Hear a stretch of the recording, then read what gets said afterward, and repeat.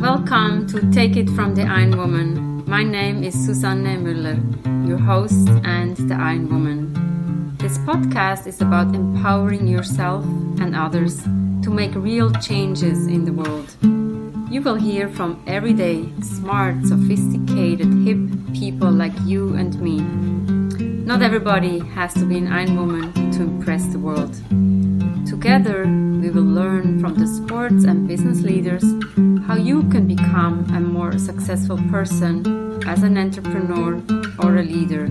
It's one step at a time, one day at a time. Take your steps now. Take your big steps now. Join me on this journey to success. Take it from the Ironwoman. We only have a very special guest, and today we have Anne. We said at least we can get to know each other. First of all, welcome and introduce yourself, Anne, who's going to join us today. My name is Anne Whelehan Smego. I'm an executive coach and a career strategist, mother of two, and I'm a consultant. I've been a teacher. I've been a corporate executive. I love helping people see their talents and purpose, to own their power, achieve their goals, and make a difference. I am an endlessly curious, lifelong learner. And my favorite words are thank you. And my favorite activity is celebrating someone's success. I can talk forever about biographies or really anyone's story. I love to listen to people's life story and especially their journey and what they've learned, how it led them to be leaders. I love exploring cities and I love the ocean and I love photographing nature when I'm walking or hiking. And I love talking about all my life learnings from running a marathon. This is fantastic. So this is like a book that we can talk about, right?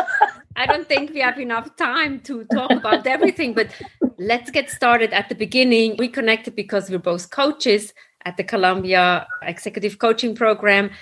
We wanted to talk about learning about life by running a marathon. What does running mean to you? Running met so many needs and was a dream come true for me, actually. The first time I watched the marathon, I was newly in New York. It was a big event, as you know. And so I went to watch it and I was so excited because I love cheering people on and celebrating the success. So I am going wild, having a great time cheering people on. And New York is great for that anyway. The thing is, I thought, you know what? I'd really love to learn that. Now, I did not run. I have never run at that time.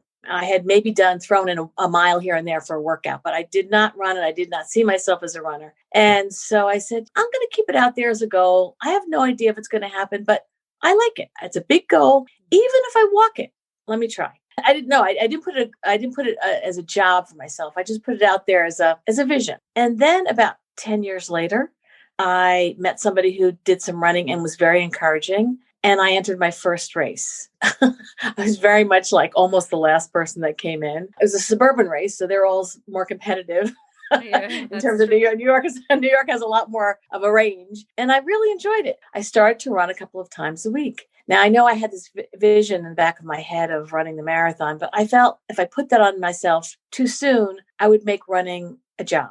And I didn't want to make it a job. I wanted to make it I wanted to keep it enjoyable. And I wanted to measure all the different successes, running a half a mile longer, running a minute faster, going out in the rain and the snow when I really didn't want to go out and feeling victorious because I overcame the elements. And I reframed it in so many different ways. I'll just leave it out there and wait for the universe to say to me, now this is the time. I had been running now a couple of years and I had just changed jobs. I had this huge job. I loved it, but it was time for me to move. I was in a corporation. And I said, I need to have a big goal because the work I'm doing right now doesn't have a lot of challenge.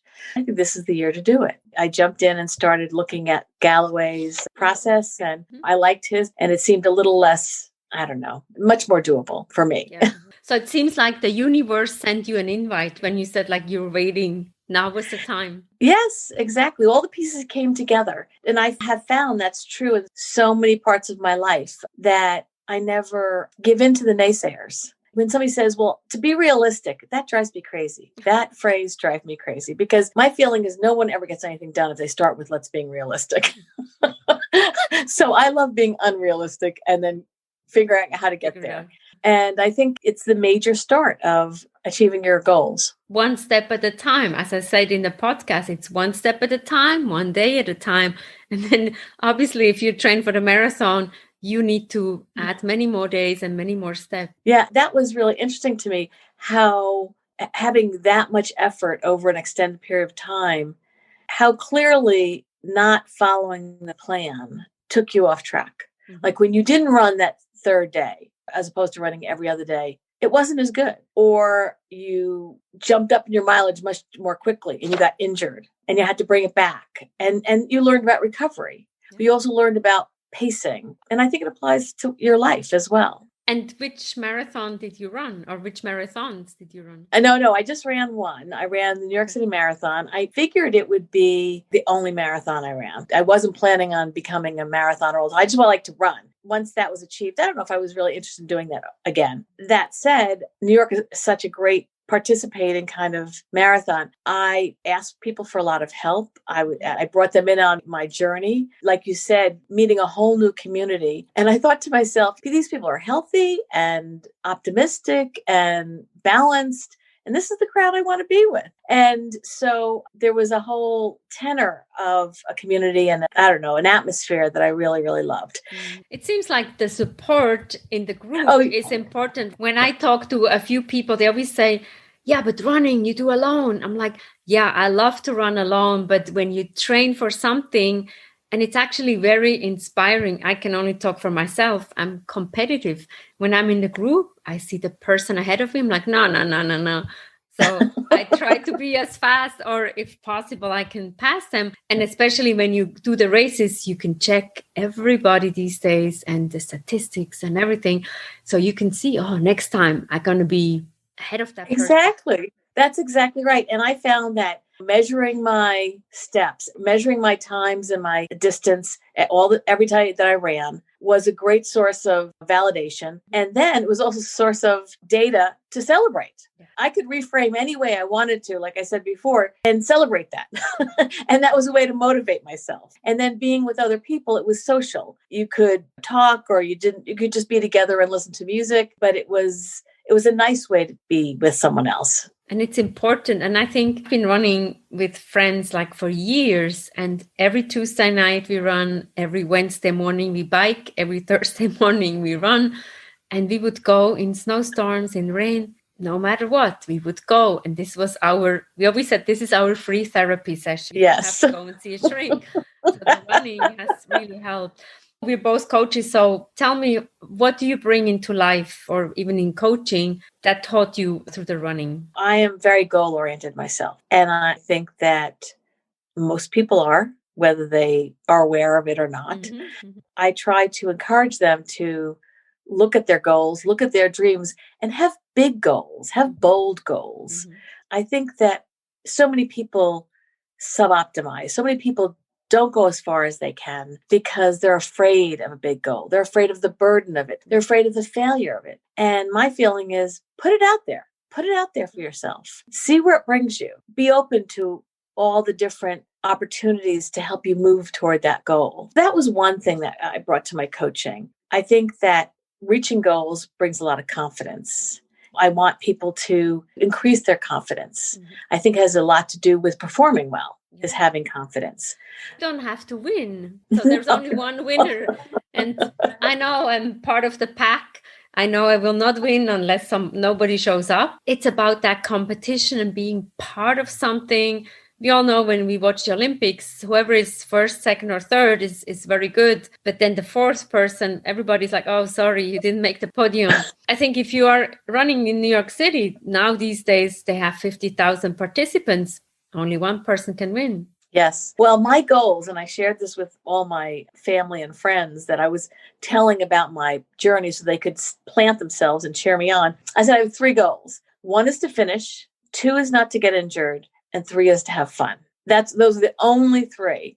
And in fact, you'll laugh at this. I got to mile 24, which is right behind the Metropolitan Museum of Art. And my family had met me on First Avenue, and then they had come over to the roadway behind the Met. I sat and chatted with them because I knew my time. Who cared about my time?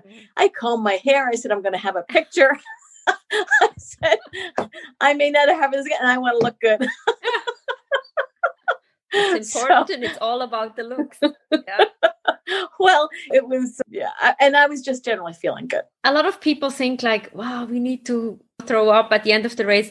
I always said, no, this is not me. I want to feel good. And then when we go and celebrate, I wear the medal, I put the lipstick on. I want to look like a real person. That was always my goal. Exactly. I mean, you're feeling good in so many ways. You might as well just add that piece to it. The other thing I learned in terms of what's informed my coaching is being committed. I was running with a friend and she said, do you think I can run it? She didn't have as much opportunity to train. And I said, I think you can. I think what's getting in your way is you haven't committed to it. And you're wasting a lot of energy on shouldn't. And don't waste that energy. Make the commitment and go forward. And you'll have a lot more energy. That's a very wise advice, right? So some people are just halfway in. Yeah, I need to have it because it's a bucket list item, but then they're not fully into it. And it's a commitment. I mean, when you started training in July, November is coming and it's a few long months, right? And I always remember September, October comes around. I'm like, I can't do this anymore. So what I've done is I bought a new T-shirt or something to motivate me to get over it. It's a commitment. And it's the same with coaching. If you're not committed, do we see results? No. And I think in general, there's a lot of things about tiny habits. And when you make that decision and that commitment and you take those steps, you've allowed a lot of energy to enter into your life to actually do it, as opposed to all the energy draining aspects of indecision. That was an important part for me. Well, you finished and you had fun. I think that's the most important. Yeah, it really was. But the thing is, somebody said to me one time, certain goals and the achievement of those goals can never be taken away. That success lives with me every single day. Even though I haven't run for several years, I have runner envy. People running by. But the thing is, and my son became a runner, and so I was really enjoying his process because I understood that. But I think that when I ran the marathon, it's one of the things in my life that has brought has been such a source of pride and confidence and accomplishment and enjoyment, one of the visions of my best self. So that's a very high note. I like that. Yeah, this is fantastic. Congratulations. I mean, I've done an Ironman. I didn't win there. You do an Ironman once and you brag for the rest of your life. I think that's the same with the marathon. Yeah, exactly. Then it's funny because then I did 2 sprint triathlons after that, several years after that, because I figured, okay, it might be a way to kind of get to what I felt before. I finished 2, again, not anywhere near the front and not even in the middle, but toward the end. I enjoyed it, but I felt that I struggled a little bit. And I think that was because of my lack of commitment. I really wasn't as committed as I needed to be. And I allowed the competitiveness in me to get in the way. I'm glad I did them. I can say I did them, but it has a little different feel than what I had with the New York Marathon. What a lovely talk with Anne about the running. What are you taking away? It's one step at a time, one day at a time. Take it from the Ironwoman. We have episodes every Monday, every Wednesday. Don't miss out. There's something for everybody. Get it on Amazon. You can learn something about running, biking, swimming, hiking, anything you want. Don't miss out. See you next time.